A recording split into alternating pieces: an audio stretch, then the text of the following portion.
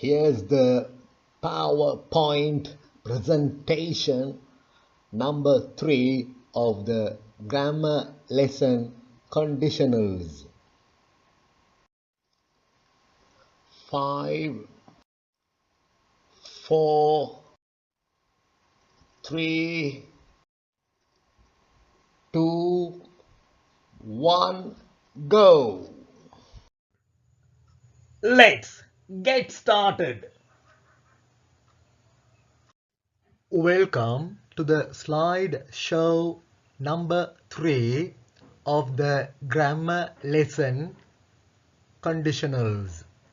I have made this slide show based on the lesson from book 3 volume 2 titled Love My Mother Lanka and All Mankind English Speaking Course, which I have compiled. Please watch the entire PowerPoint presentation while listening to the narration in all the slides. And try to write down the answers in your writing books for the activities or exercises in book 4 volume 2 titled Love My Mother Lanka and All Mankind, and check whether your answers are right or wrong by comparing them with the answers given in the section key in the same book, book 4 volume 2, and put a tick if right for each of your correct answers and put a cross if wrong against each of your incorrect answers, and then do the correction. And now the slide show number 3. Second conditional. இரண்டாவது conditional. Second conditional is a structure used for talking about unreal situations in the present or in the future. நிகழ்காலத்தில் அல்லது எதிர்காலத்தில் உண்மையில்லாத நிலைமைகளை பற்றி பேசுவதற்காக பாவிக்கப்படக்கூடிய ஒரு அமைப்பு தான் இரண்டாவது கண்டிஷனல் என்பது. The second conditional is used to talk about things which are unreal, not true or not possible in the present or the future, things which don't or won't happen. நிகழ்காலத்தில் நிகழாத அல்லது எதிர்காலத்தில் நிகழமாட்டாத, நடைபெற மாட்டாத, சாத்தியமில்லாத, உண்மையில்லாத விடயங்களை பற்றி பேசுவதற்கு இந்த இரண்டாவது கண்டிஷனல் பயன்படுத்தப்படுகிறது. On the left, you can see if clause. If வாக்கிய பகுதி conditional clause நிபந்தனைக்குரிய வாக்கிய பகுதியை பார்க்கலாம். இடது பக்கம். On the right வலது பக்கம் you can see main clause பிரதான வாக்கிய பகுதி வலது பக்கம் பார்க்கலாம். Example, if I had $1 million, என்னிடம் $1 million இருந்தால், I would buy a big house, நான் ஒரு பெரிய வீடு வாங்குவேன். மேல பாருங்க, எக்ஸாம்பிளுக்கு மேல if plus past simple. இந்த செகண்ட் கண்டிஷனல் இரண்டாவது கண்டிஷனல் என்ற இந்த பகுதியில் if clause அல்லது கண்டிஷனல் clause நிபந்தனைக்குரிய வாக்கிய பகுதியில் என்ன காலம் வரும்? past simple சாதாரண இறந்த காலம். இங்க had என்று வந்திருக்குது. had என்பது haved past tense, இறந்த காலம். have the past, அதான் had. past simple, சாதாரண இறந்த காலம் வரும். இங்க if வாக்கிய பகுதியில், if clauseல. மெயின் clauseல எப்படி மெயின் structure வரும், பிரதான வாக்கிய பகுதியில் பிரதான அமைப்பு structure எப்படி வரும், would வரும், would வரலாம், could வரலாம், might வரலாம். அதுக்கு அடுத்து verb வினைச்சொல்ட base form, அடிப்படை வடிவம், first form, முதலாம் வடிவம்.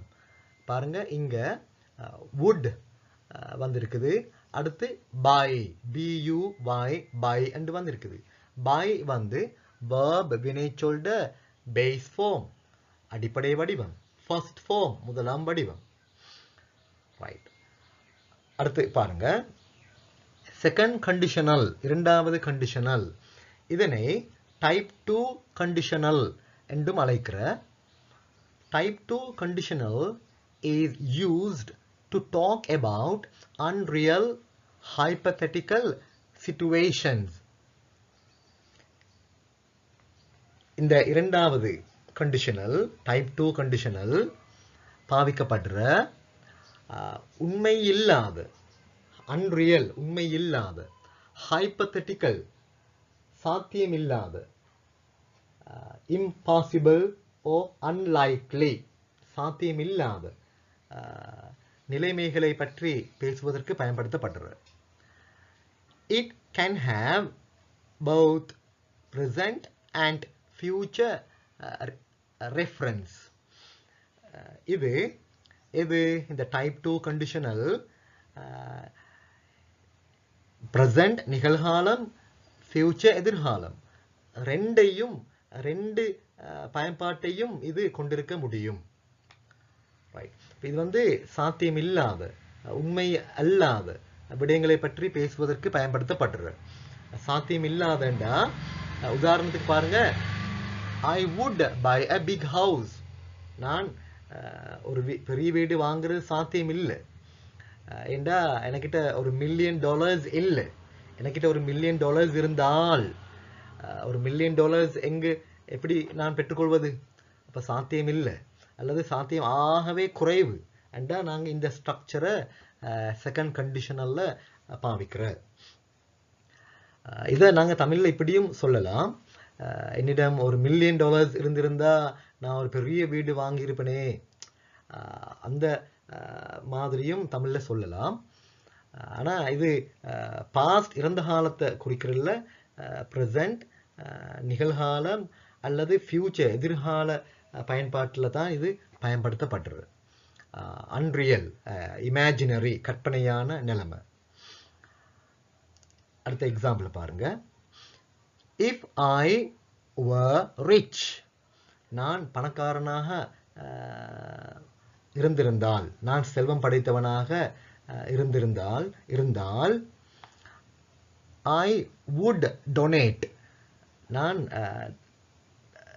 டொனேட் பண்ணுவேன், நன்கொடையாக கொடுப்பேன், large sums of money, பெரிய தொகை பணத்தை கொடுப்பேன், to non-governmental organizations, அரச சார்பற்ற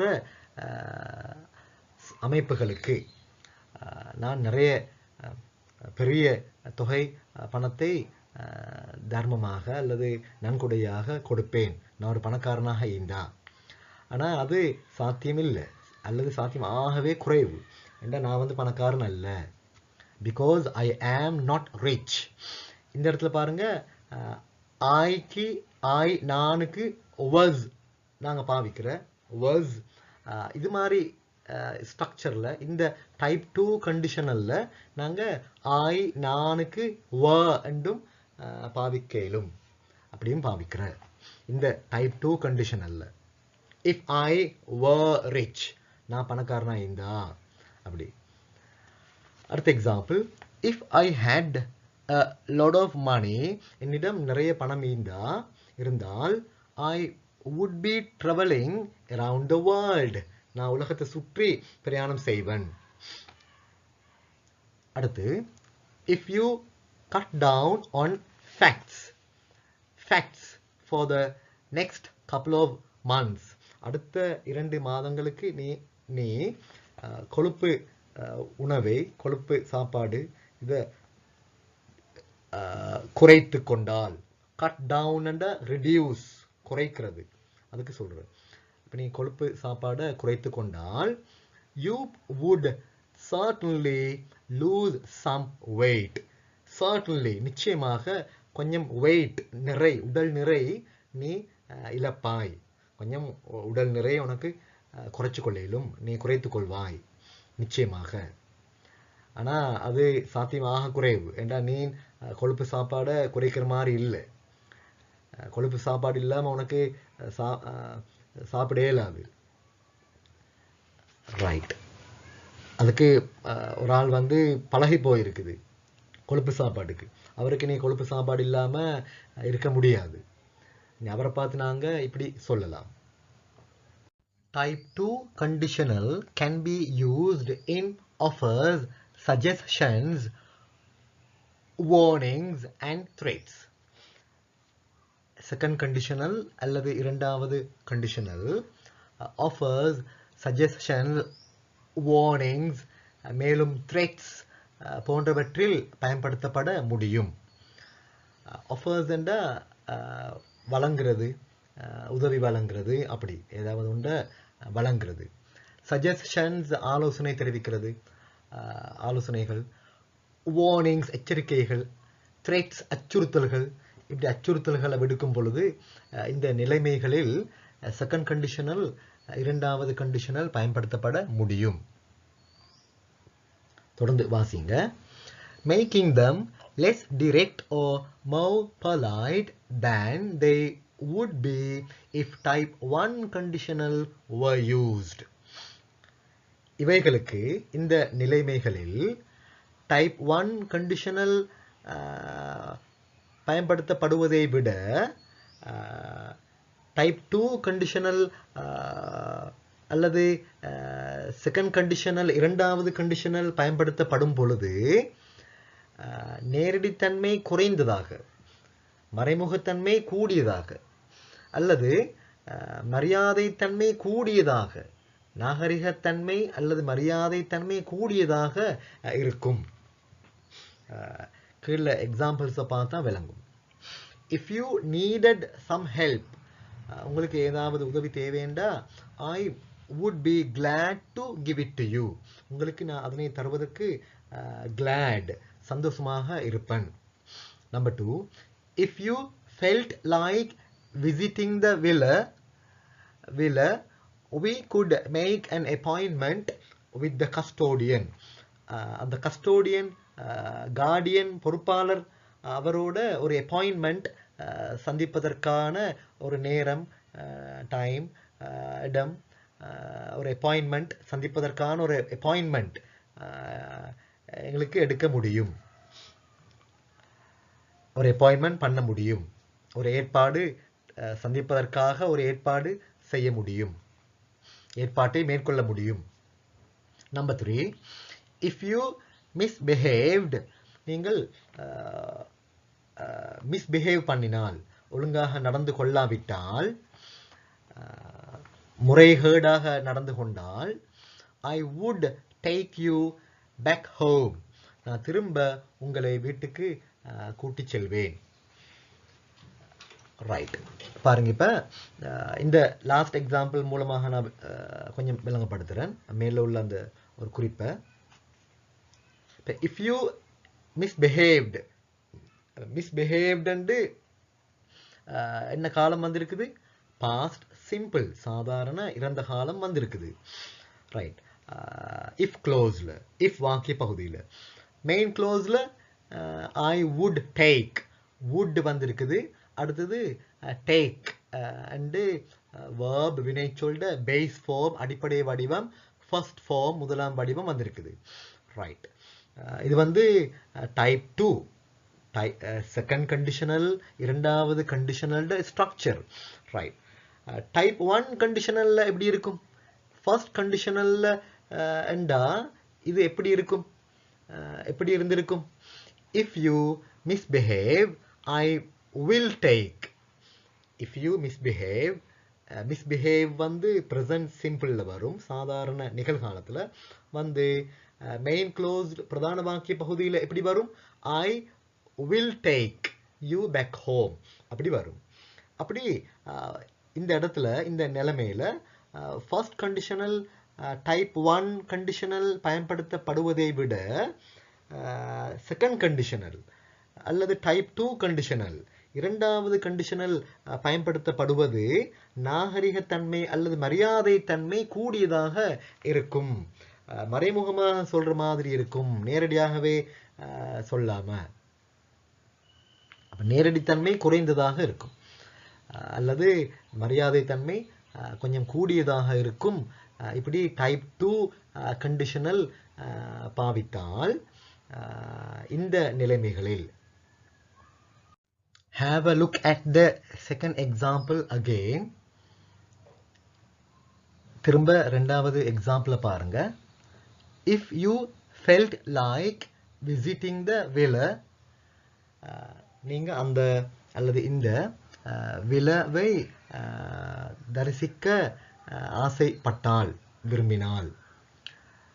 வில என்றா என்ன? வில என்றா it means especially in continental Europe, a large and luxurious country house in its own grounds. யூரோப்ல பெரிய நல்ல ஆடம்பரமான நாட்டுப்புற கண்ட்ரி ஹவுஸ், நாட்டுப்புற வீட்டுக்கு சொல்லலாம் வில என்று. அப்படி அந்த விலாவை நீங்க தரிசிக்க ஆசைப்பட்டால் we could make an appointment with the custodian. custodian அந்த பொறுப்பாளரோட ஒரு அப்பாயின்மெண்ட் எங்களுக்கு மேற்கொள்ள முடியும். custodian என்றா a person who has responsibility for taking care of or protecting something. ஏதோ ஒன்றை பாதுகாக்கிற பொறுப்பு உள்ள ஒரு ஆளுக்கு நாங்க அப்படி கஸ்டோடியன் என்று சொல்றோம். கார்டியன் என்றும் சொல்லலாம். நாங்க படிக்கின்ற இந்த செகண்ட் கண்டிஷனல் டைப் 2 கண்டிஷனல் அல்லது இரண்டாவது கண்டிஷனல் என்ற இந்த பகுதியில இஃப் க்ளோஸ்ல, இஃப் வாக்கிய பகுதியில was அல்லது were இரண்டும் பாதிக்கப்பட முடியும் இடத்துக்கு ஏற்றவாறு. were is used for all persons. இந்த பகுதியில செகண்ட் கண்டிஷனல், டைப் 2 கண்டிஷனல், இரண்டாவது கண்டிஷனல் என்ற இந்த பகுதியில இஃப் க்ளோஸ்ல, இஃப் வாக்கிய பகுதியில were என்பது WRA were என்பது எல்லா பர்சன்ஸுக்கும் பயன்படுத்தப்படுகிறது. அப்படின்னா ஃபர்ஸ்ட் பர்சன் தன்மை, செகண்ட் பர்சன் முன்னிலை, தேர்ட் பர்சன் படர்க்கை, இப்படி எல்லா பர்சன்ஸுக்கும் were பயன்படுத்தப்பட முடியும். எங்க? இஃப் க்ளோஸ்ல, இஃப் வாக்கிய பகுதியில. எங்க? இந்த செகண்ட் கண்டிஷனல், இரண்டாவது கண்டிஷனல் என்ற இந்த பகுதியில. yet என்றாலும் இருப்பினும் was is acceptable especially in informal contexts for the first and third person singular. உத்தியோகபூர்வம் இல்லாத நிலைமைகளில் விசேஷமாக ஃபர்ஸ்ட் பர்சன் தன்மை அல்லது தேர்ட் பர்சன் படர்க்கை அவைகளில் சிங்கியுலர் ஒருமைகளுக்கு was பாவிக்கப்பட முடியும். especially in informal context, உத்தியோகபூர்வம் இல்லாத நிலைமைகளில் விசேடமாக. except for the fixed expression if I were you, which is often used to give advice. ஆனால் if I were you என்ற ஒரு ஸ்ட்ரக்சர் இருக்குது. அப்படி ஒரு நிலையான பேச்சு அமைப்பு இருக்குது. if I were you, நீயாக நான் இருந்தால். இது வந்து அடிக்கடி பயன்படுத்தப்படுற அட்வைஸ் கொடுக்கும் பொழுது, ஒரு ஆளுக்கு புத்திமதி, ஆட்களுக்கு புத்திமதி வழங்கும் பொழுது அடிக்கடி பாவிக்கப்படுற ஒரு அமைப்பு தான் if I were you, நீயாக நான் இருந்தால் அல்லது நீங்களாக நான் இருந்தால் என்ற இந்த அமைப்பு. இந்த நிலையான எக்ஸ்பிரஷன், இந்த if I were you, நீயாக அல்லது நீங்களாக நான் இருந்தால் என்ற இந்த அமைப்பு இருக்குதே, இதுல அப்படி நாங்க was பாவிக்கிறோம்ல. இங்க I were என்று தான் பாவிக்கிற. இந்த இடத்துல if I was you என்று பாவிக்கிறோம்ல. இந்த இடத்துல if I were you, நீயாக நான் இருந்தால் என்ற இந்த அமைப்பு. இது தவிர மற்ற இடங்கள்ல வந்து was பாவிக்க இயலும். எதுக்கு? ஃபர்ஸ்ட் பர்சன் மேலும் தேர்ட் பர்சன் அவைகள்ல சிங்கியூலர் ஒருமைகளுக்கு அப்படின்னா I அதுக்கு was என்று பாவிக்க இயலும். தேர்ட் பர்சன் he அவன், she அவள், it அது, ஒரு ஆளோட பெயர் அப்துல்லா, இப்படி ஒரு ஆளோட பெயர், இப்படி ஒரு ஆள் வந்தா was பாவிக்க இயலும். தேர்ட் பர்சன் படுக்கையில சிங்கியூலர் ஒருமை வந்தா was பாவிக்க இயலும். இங்க இன்ஃபார்மல் கான்டெக்ஸ்ட்ஸ்ல,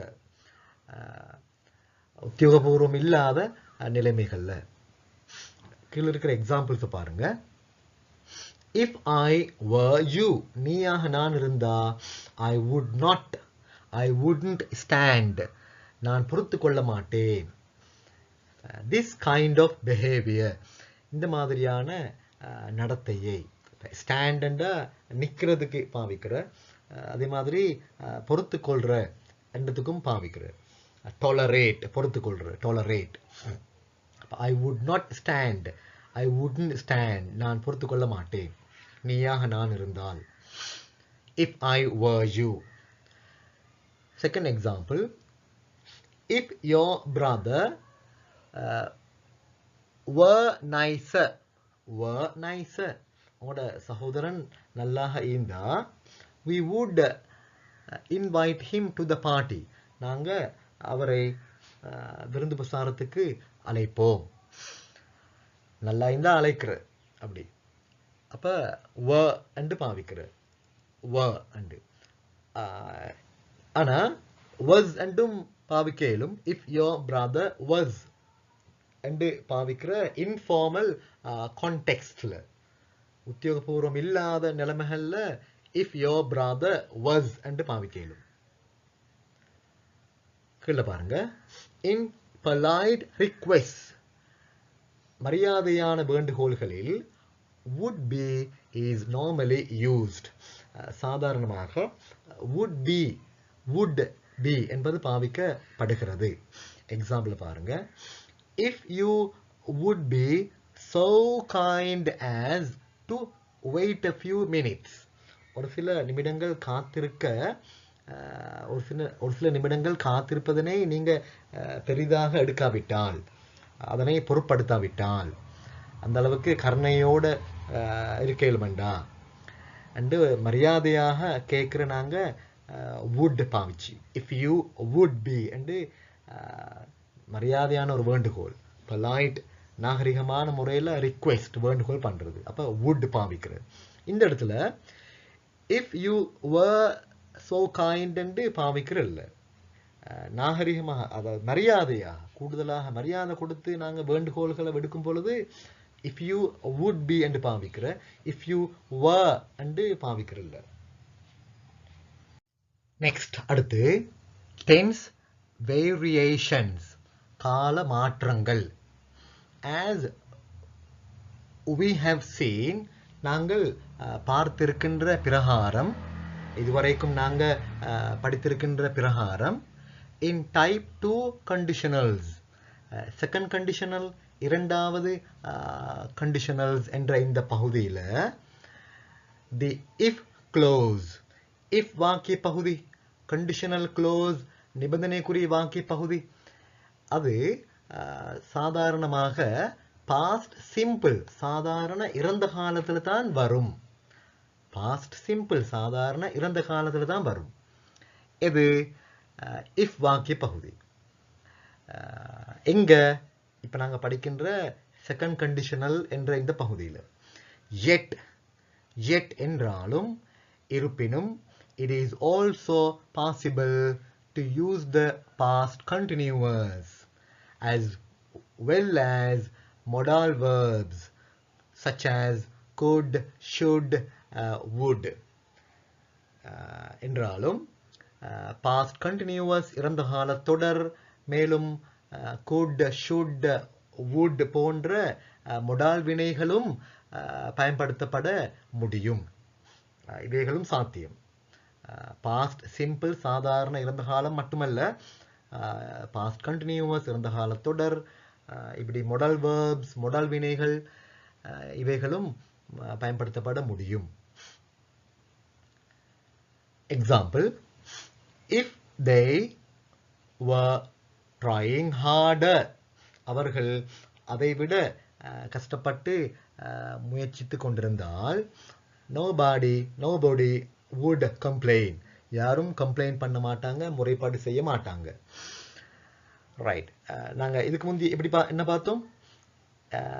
இஃப் க்ளோஸ், இஃப் வாக்கிய பகுதியில் எப்படி வாரண்டு நாங்க பார்த்தோம். If they tried, tried and past சிம்பிள்ல வரும். அப்படிதான் நாங்க படிச்சோம். பாஸ்ட் சிம்பிள் இஃப் வாக்கிய பகுதியில் பாஸ்ட் சிம்பிள் சாதாரண இறந்த காலம் வரும். எங்க இந்த செகண்ட் கண்டிஷனல், இரண்டாவது கண்டிஷனல் என்ற இந்த பகுதியில் இந்த பாடத்தில்.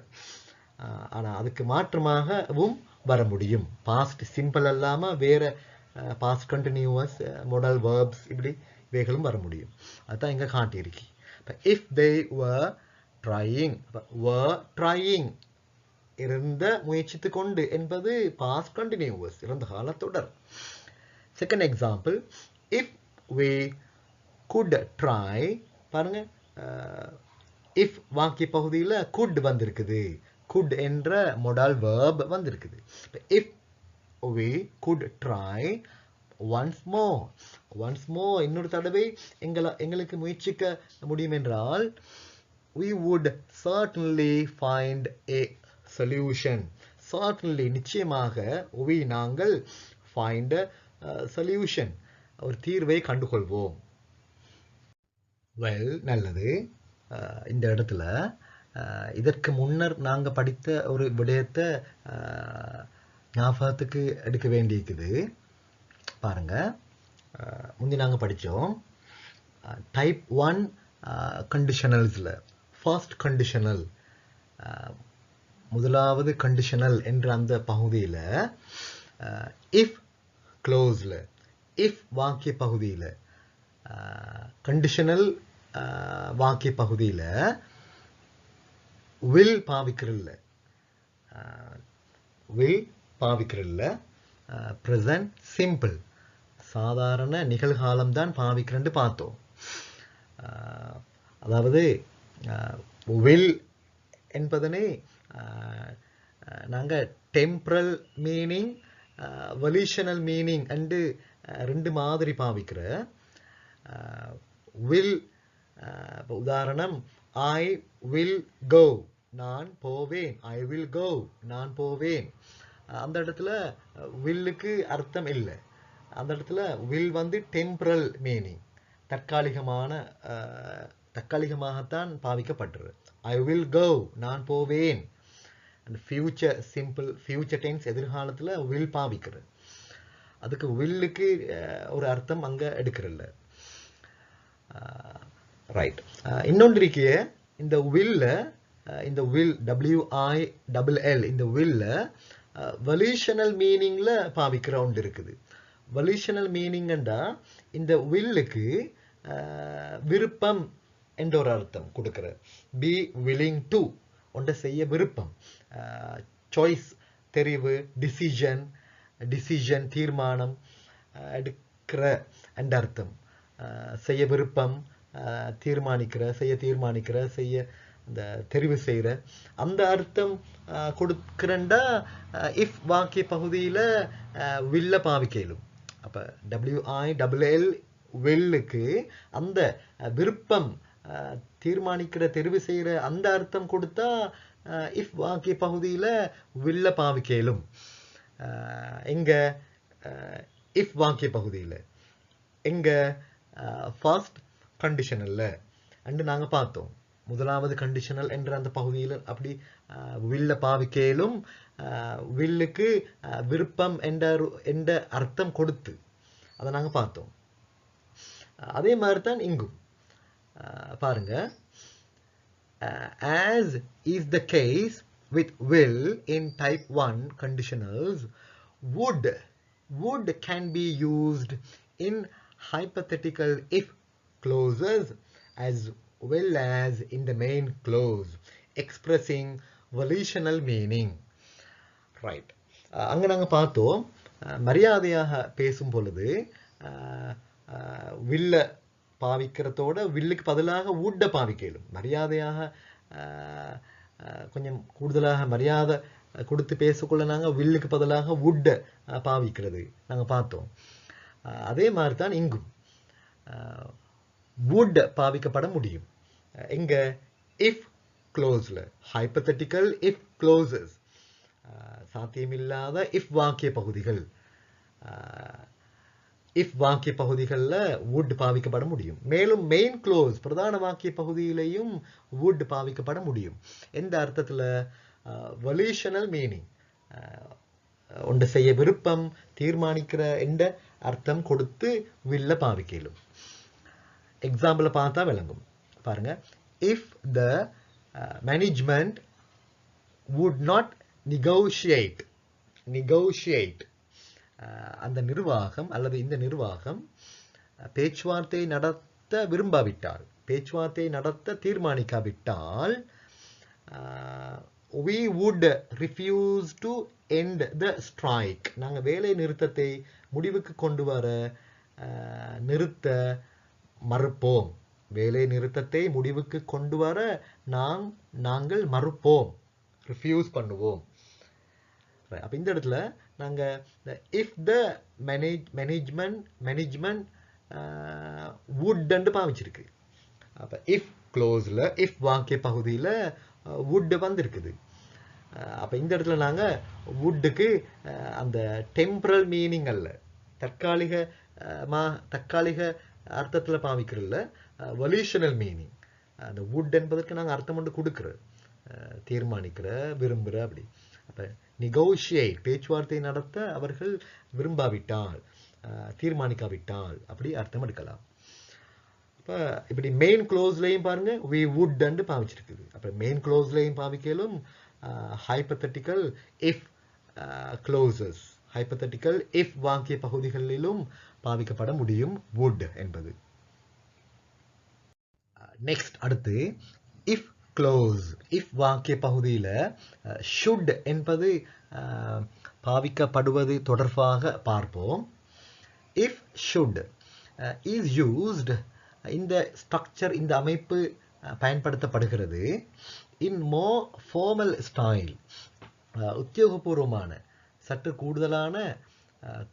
கூடுதலான உத்தியோகபூர்வமான அமைப்பில் to talk about unreal or imaginary situations உண்மையில்லாத அல்லது கற்பனையான நிலைமைகளை பற்றி பேசுவதற்கு கூடுதலான உத்தியோகபூர்வமான அமைப்பில் இந்த அமைப்பு பயன்படுத்தப்படுகிறது. இந்த அமைப்பு இஃப் வாக்கிய பகுதியில் ஷுட் என்பது இஃப் வாக்கிய பகுதியில் ஷுட் என்று வரக்கூடிய அமைப்பு. அடுத்து பாருங்க இஃப் என்ற இந்த இஃப் க்ளோஸ்ல இஃப் வாக்கிய பகுதியில் was அல்லது were to என்ற ஒரு ஸ்ட்ரக்சர் என்ற ஒரு அமைப்பு. இந்த அமைப்பும் can be used பயன்படுத்தப்பட முடியும் in the same way அதே மாதிரி பயன்படுத்தப்பட முடியும். பட் ஆனால் only with dynamic verbs dynamic வினை சொற்களோட மட்டும்தான் பயன்படுத்தப்பட முடியும். டைனமிக் வேர்ப்ஸ்ண்டா என்னாண்டு பிறகு விளங்கப்படுத்துகிறேன். டைனமிக் வேர்ப்ஸ்ண்டா சுருக்கமாக சொல்கிறேன்டா ஆக்ஷன் வேர்ப்ஸ், செயல் வினை சொற்கள், காரிய வினை சொற்கள் என்று சொல்லலாம். அதை சற்று விரிவாக பிறகு பார்ப்போம். இந்த எக்ஸாம்பிளை பாருங்க. What would he do? என்ன அவன் செய்வான்? If she should leave him. அவள் அவனை விட்டு சென்றாள். பாருங்க, if she should leave him, அது if clause, if வாக்கிய பகுதி, அங்க should அண்டு வந்திருக்குது. இது வந்து unreal or imaginary situations, கற்பனையான உண்மை இல்லாத, உண்மைக்கு புறம்பான, உண்மை இல்லாத நிலைமைகளை பற்றி பேசுவதற்கு கூடுதலான உத்தியோகபூர்வமான அமைப்பில் இந்த ஸ்ட்ரக்சர் பயன்படுத்தப்படுகிறது. அப்போ அவள் அவனை விட்டு செல்றல்ல, அப்படி ஒரு வேளை சென்றால் அப்படி பாவிக்கிற, ஆனால் அவள் அவனை விட்டு செல்றல்ல, அப்படி சென்றால் அவனை விட்டு, அவள் அவனை விட்டு சென்றால் what would he do? என்ன அவன் செய்வான்? அடுத்த எக்ஸாம்பிள், if she was அல்லது if she were to leave him, அவள் அவனை விட்டு சென்றால் he would fall into depression. Depression, அவன் டிப்ரெஷன்ல விழுந்து விடுவான். டிப்ரெஷன் என்ற மன அழுத்தம், பெரும் துக்கம், சேட்னஸ், இதில் அவன் விழுந்து விடுவான் என்ற அர்த்தம். ரைட், அடுத்து பார்ப்போம் டைனமிக் வேர்ப்ஸ் என்னன்னு கொஞ்சம் பார்ப்போம். இங்கிலீஷில், இங்கிலீஷ் கிராமரில் டைனமிக் வேர்ப்ஸ், ஸ்டேட்டிவ் வேர்ப்ஸ் ரெண்டு இருக்குது. In English grammar, a dynamic verb means that the verb describes an action rather than a state. ஒரு ஸ்டேட்டை விட ஒரு ஆக்ஷனை, ஒரு செயல், ஒரு காரியத்தை விவரிக்க கூடிய வினைச்சொல் தான் டைனமிக் வேர்ப் என்பது. எக்ஸாம்பிள் ஒன்று சொல்றேன் பாருங்க. Joe is chasing the bus. Joe பஸ்ஸை, அந்த அல்லது இந்த பஸ்ஸை சேஸ் பண்ணி கொண்டிருக்கிறான், விரட்டி கொண்டிருக்கிறான். அப்ப சேஸ், விரட்டுற, சேசிங், விரட்டுற என்பது டைனமிக் வேர்ப், டைனமிக் வினைச்சொல், ஆக்ஷன் வேர்ப், செயல் வினைச்சொல். அடுத்து பாருங்க ஸ்டேட்டிவ்.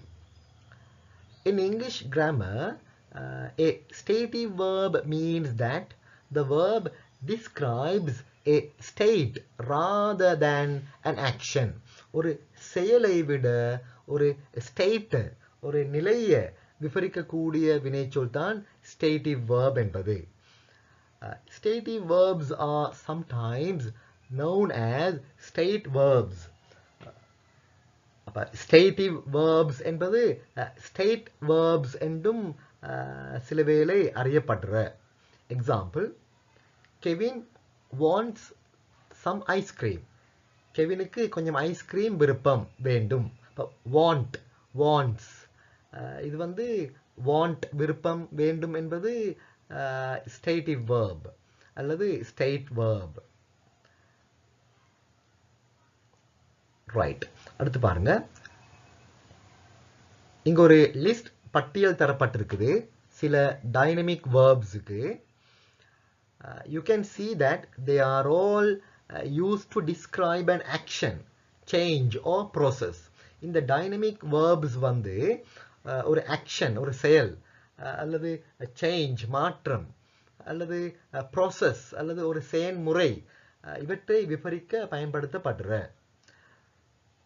Most of them are used to describe an activity which has a start and an end. பெரும்பாலான இந்த டைனமிக் வினைச்சொற்கள் பயன்படுத்தப்படுற ஒரு ஆரம்பம் மேலும் முடிவு, ஆரம்பத்தையும் முடிவையும் கொண்டுள்ள ஒரு செயலை விவரிப்பதற்கு இந்த டைனமிக் வேர்ப்ஸ் பயன்படுத்தப்படுற. சில எக்ஸாம்பிள்ஸ் பாருங்க. eat, வாக் ஈட் சாப்பிடுற, வாக் நடந்து செல், லேர்ன் கற்றுக்கொள், க்ரோ வளரு, ஸ்லீப் உறங்கு, டாக் பேசு கதை, ரைட் எழுது, ரன் ஓடு, ரீட் வாசி, பிகம் ஆகிற, பிகம் உருவாகிற, பிகமிங் டு பிகம் உருவாகுவதற்கு ஆகுவதற்கு எடுக்கலாம் டு பிகம், கோ போறது. These words can all be used in the progressive form. இந்த வினைச்சொற்கள் தொடர்கால வடிவத்தில் பயன்படுத்தப்பட முடியும். ரைட். அடுத்து பாருங்க, சில ஸ்டேட்டிவ் வேர்ப்ஸ் அல்லது ஸ்டேட் வேர்ப்ஸுக்கான சில எக்ஸாம்பிள்ஸ் உதாரணங்களை பாருங்க. லவ் விரும்பு நேசி, ஹேட் வெறு, லைக் விரும்பு, ப்ரிஃபர் விரும்பு, டவுட் சந்தேகப்படு, சீம் தென்படு, நோ அறிந்துகொள், ஓன் சொந்தமாகு, அண்டர்ஸ்டாண்ட் விளங்கு. These words cannot be used in the progressive form. இப்போ தொடர்கால வடிவத்தில் இவைகள் பயன்படுத்தப்படல. ஃபார் எக்ஸாம்பிள் பாருங்க,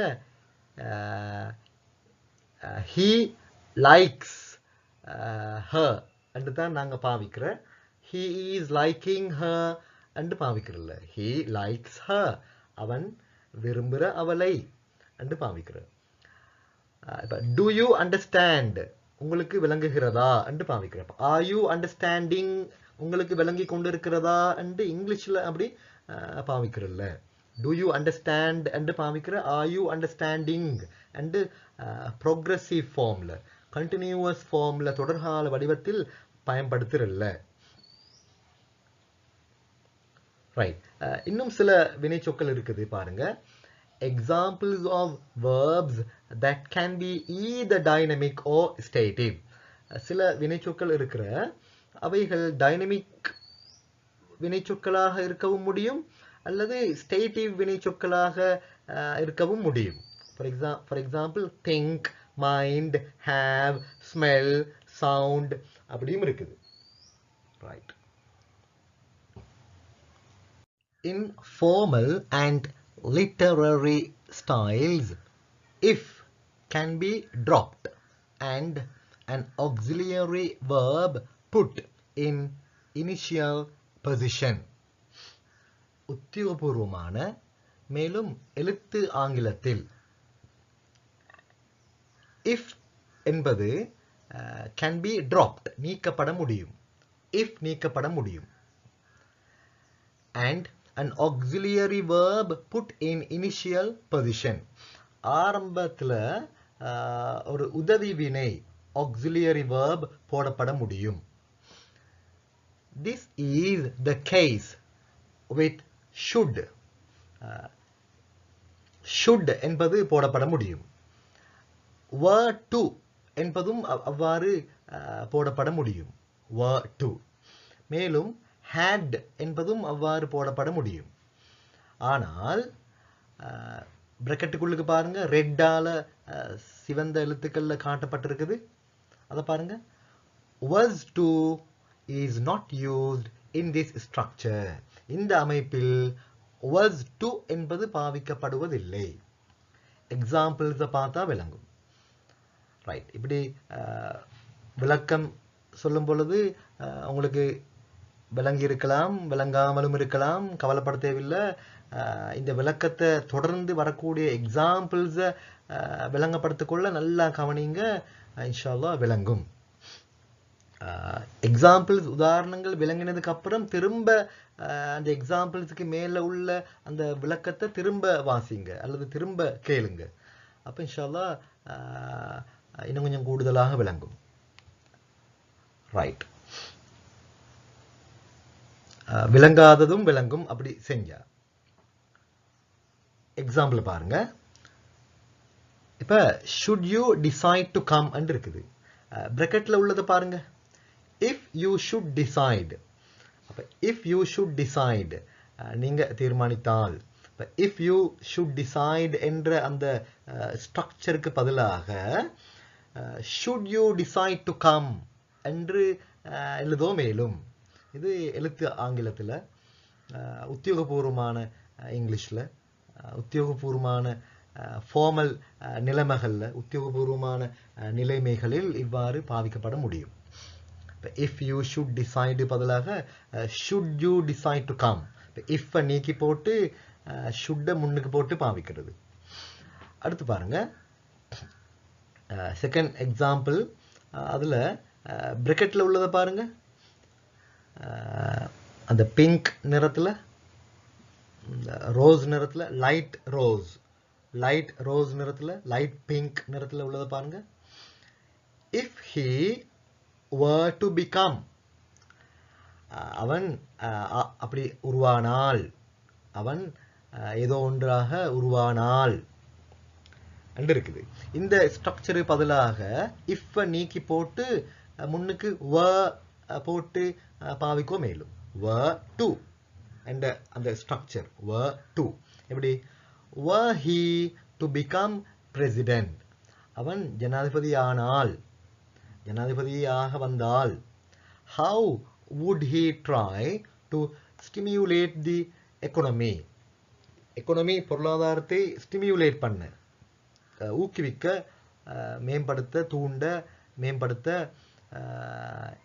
எவ்வாறு அவன் முயற்சிப்பான் என்று. இப்போ if நீக்கி போட்டு அதுக்கு பதிலாக were to என்ற ஸ்ட்ரக்சர் பாவிக்கப்பட முடியும். ஃபார்மல் அல்லது லிட்டரரி ஸ்டைல்ஸில், எழுத்து ஆங்கிலம், உத்தியோகபூர்வமான ஆங்கிலம். தேர்ட் எக்ஸாம்பிள் பாருங்க, பிரெக்கெட்டில் உள்ளதை பாருங்க, லைட் பிங்க்ல உள்ளது. if he had more authority, அவனுக்கு மேலும் அதிகாரம் இருந்தால், authority அதிகாரம், பவர், மிக அதிக அதிகாரம், மேலும் அதிகாரம் இருந்தால், அந்த ஸ்ட்ரக்சருக்கு பதிலாக if நீக்கி போட்டு had போட்டு பாவிக்கிறது, முன்னுக்கு had போட்டு பாவிக்கிறது. எப்படி had he more authority, அவனுக்கு மேலும் அதிகாரம் இருந்தால், he would impose, அவன் திணிப்பான், his decisions, அவனுடைய முடிவுகளை, தீர்மானங்களை அவன் திணிப்பான். அவனுக்கு மேலும் அதிகாரம் இருந்திருந்தா அவன் அவனுடைய முடிவுகளை, தீர்மானங்களை திணிச்சிருப்பான். அப்படியும் தமிழில் சொல்லலாம். அப்போ இது வந்து ப்ரெசண்ட் அல்லது ஃபியூச்சர் அர்த்தத்தில் அப்படி பாவிக்கலும். வெல், நல்லது. இப்போ நாங்கள் படித்து கொண்டிருப்பது என்ன பகுதி? கண்டிஷனல்ஸ் என்ற இந்த பாடத்தில் செகண்ட் கண்டிஷனல் அல்லது டைப் 2 கண்டிஷனல், இரண்டாவது கண்டிஷனல் என்ற இந்த பகுதியை தான் நாங்கள் இப்போ படித்து கொண்டிருக்கிறோம். இந்த செகண்ட் கண்டிஷனல், இரண்டாவது கண்டிஷனல் என்ற இந்த பகுதியில் மெயின் க்ளோஸில், பிரதான வாக்கிய பகுதியில் எப்படி நாங்கள் பாவிக்கிறது? மெயின் க்ளோஸில் இங்கே வரக்கூடிய பிரதான ஸ்ட்ரக்சர் அமைப்பு எப்படி இருக்கும்? வுட் வரும், வுட்டோட பேர் இன்ஃபினிட்டிவ், வெறும் இன்ஃபினிட்டிவ் வரும். அப்படின்டா டு இல்லாம verb வினைச்சொல்ட அடிப்படை வடிவம் வரும், பேஸ் ஃபார்ம், ஃபர்ஸ்ட் ஃபார்ம், முதலாம் வடிவம் வரும், verb வினைச்சொல்ட முதலாம் வடிவம் இதோட வுட்டோட. இப்படித்தான் வளமையாக வாருது மெயின் க்ளோஸில், பிரதான வாக்கிய பகுதியில். எங்கே? இந்த செகண்ட் கண்டிஷனல், டைப் 2 கண்டிஷனல் என்ற இந்த பகுதியில். ரைட். ஆனால் இப்படி வுட்டோட verb வினைச்சொல்ட அடிப்படை வடிவம் அல்லாம குட்டும் வர முடியும், மைட்டும் வர முடியும். ரைட். அதுக்கு அர்த்தம் would be able, இயலுமாக இருக்கும் என்ற அர்த்தத்தில். மேலும் would perhaps அல்லது would possibly, சில வேளை இருக்கலாம், ஆகலாம், அப்படி நடக்கலாம், செய்யலாம், அப்படி அந்த அர்த்தத்தில் பாவிக்கப்பட முடியும். எவைகள் பாவிக்கப்பட முடியும்? could, might இவைகளும் பாவிக்கப்பட முடியும். would மட்டுமல்ல. எக்ஸாம்பிள் பார்த்தா விளங்கும். பாருங்க, if we had more money, எங்களிடம் மேலும் பணம் இருந்தால், அது வந்து if clause, if வாக்கிய பகுதி, அதெல்லாம் இப்போ நாங்கள் ஃபோக்கஸ் பண்ண வேண்டியது, இப்போ நாங்கள் கவனம் செலுத்த வேண்டியது மெயின் clause, பிரதான வாக்கிய பகுதி. பாருங்க, we could go on holiday abroad. எங்களுக்கு வெளிநாட்டுக்கு விடுமுறையில் செல்ல முடியும் என்பது தான் we could go on holiday abroad என்பது தான் மெயின் clause, பிரதான வாக்கிய பகுதி. எங்க என்ன வந்திருக்குது? could வந்திருக்குது. இதுக்கு முந்தி நாங்கள் பார்த்தோம் மெயின் clauseல would வருது. woodோட verb வினைச்சொல்ட first form, முதலாம் வடிவம். இங்க பாருங்க would வராம could வந்திருக்குது. இப்போ would மட்டுமல்ல, இப்படி could, might இவைகளும் வர முடியும். அடுத்த எக்ஸாம்பிள், if she knew, அவள் அறிந்தால், she might behave differently, அவள் வித்தியாசமாக நடந்து கொள்ளலாம். would perhaps, would possibly, சில வேளை அப்படி நடந்து கொள்ளலாம், நடந்து கொள்ள வாய்ப்பு இருக்குது, சாத்தியம் இருக்குது, நடந்து கொள்ளலாம். if she knew, she might behave differently, அவள் அறிந்தால் வித்தியாசமாக நடந்து கொள்ளலாம். Notice that should is not used in the main clause expressing obligation or necessity. பிரதான வாக்கிய பகுதியில் obligation கடமை அல்லது necessity அவசியம் என்பவற்றை தெரிவித்து should பயன்படுத்தப்படுவதில்லை. should மெயின் clause பிரதான வாக்கிய பகுதியில் பாவிக்கப்படுறல்ல, கடமை அவசியம் என்பதை தெரிவித்து. Example, if they didn't win the case, அவர்கள் அந்த கேஸில் வெற்றி பெறாவிட்டால், அந்த வழக்கில் அவர்கள் வெற்றி பெறாவிட்டால், they would have to mortgage their house to pay the legal costs. அவங்க அந்த சட்ட ரீதியான அந்த செலவுகளை பே பண்ணுவதற்கு, செலுத்துவதற்கு, அந்த செலவுகளை செலுத்துவதற்கு அவர்களுடைய வீட்டை அடகு வைக்க வேண்டி வரும், அவங்க அந்த வழக்கில் வெற்றி பெறாவிட்டால். இந்த இடத்துல இது வந்து ஷுட் பாவிக்கிறல்ல. இந்த இடத்துல பாருங்க, they should have to mortgage and பாவிக்கிறல்ல. Right. Well, dear children, brothers and sisters, that is the end of this slide show. Thank you very much for watching this. I am looking forward to meeting you all in another slide show. Wassalam and peace be on you all.